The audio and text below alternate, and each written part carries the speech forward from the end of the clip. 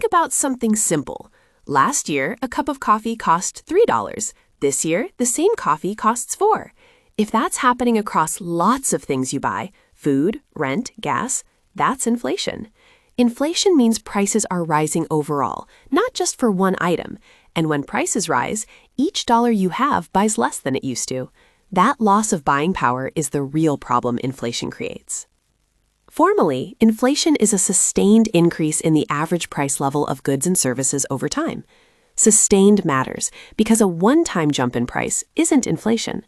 Average matters because inflation is about many prices moving together, not one product becoming more expensive. So why does inflation happen?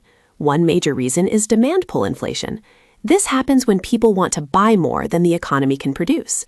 If households, businesses, and governments all spend more at the same time, sellers realize they can raise prices and still find buyers.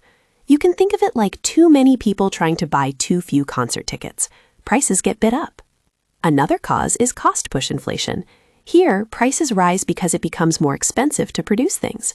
If oil prices spike, transportation and manufacturing costs rise. If wages increase quickly, firms face higher labor costs.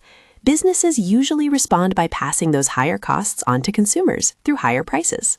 A third factor is expectations, often called built-in inflation. If workers expect prices to rise, they ask for higher wages to keep up. If firms expect higher wages, they raise prices in advance. That creates a feedback loop where expectations of inflation help cause inflation itself. Money also plays a role. If the supply of money in an economy grows much faster than the production of goods and services, there is more spending power chasing the same amount of output.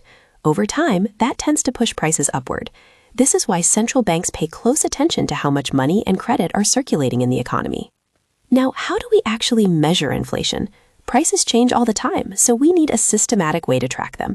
The most common measure is the Consumer Price Index, or CPI. Economists start with a basket of goods and services that represents typical household spending, things like groceries, rent, transportation, and healthcare. They track how the total cost of that basket changes over time. The percentage increase from one year to the next is the inflation rate. There are other measures too. The Producer Price Index looks at prices businesses received, which can signal future consumer inflation. Core inflation removes food and energy prices to focus on longer-term trends, since those prices jump around a lot. No measure is perfect. People don't all buy the same things, and consumers change their behavior when prices change. That's why your personal experience of inflation might feel higher or lower than the official number. Inflation and its measurement matter because they shape real decisions. Inflation affects wages, savings, loans, and interest rates. Central banks use inflation data to decide whether to raise or lower interest rates.